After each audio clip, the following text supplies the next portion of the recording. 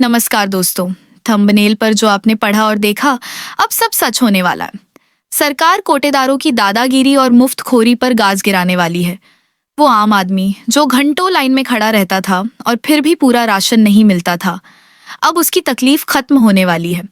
तो वीडियो को अंत तक जरूर देखिए, वरना ये अहम जानकारी आप मिस कर देंगे।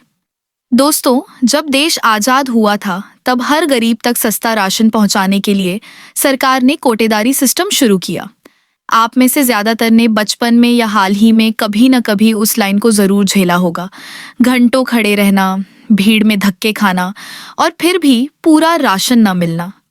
वो छोटी सी दुकान जिस पर लिखा होता था सरकारी सस्ता गल्ला दुकान, यही थी कोटेदारी। कागज पर तो इसमें गरीब को सस्ता गेहूं, चावल, चीनी और मिट्टी का तेल मिलना था, लेकिन हकीकत में अक्सर क्या होता था? कभी तौल में कमी, कभी घटिया अनाज, कभी सीधा बोल दिया स्टॉक खत्म। यानी सिस्टम गरीब के लिए बना था, लेकिन फायदा ज्यादातर कोटेदार उठा लेता था। मुख्यमंत्री ने साफ कह दिया है, अब ये पुरानी व्यवस्था खत्म होगी। क्यों? क्योंकि सच्चाई ये है कि गरीब को उसका पूरा हक नहीं मिल रहा था। भ्रष्टाचार गहराई तक फैल चुका था। सोचिए, सरकार 50 किलो अनाज भेजती थी, लेकिन गरीब तक पहुंचता सिर्फ 30 किलो। बाकी कहाँ जाता था? सबको पता है। यानी सिस्टम का मकसद अच्छा था, लेकिन असली हकदार तक राहत पहुंच ही नहीं पा रही थी। अब सरकार कहती है राशन नहीं, पैसा मिलेगा। जी हाँ, आपके हिस्से की सब्सिडी सीधे आपके बैंक खाते में आएगी।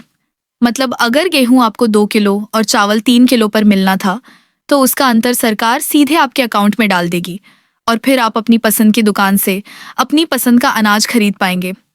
सीधी भाषा में कहें तो अब आपकी मर्जी, आपकी पसंद, आपका पैसा। मीडिया रिपोर्ट्स के मुताबिक ये नई व्यवस्था दिसंबर 2025 से लागू हो सकती है।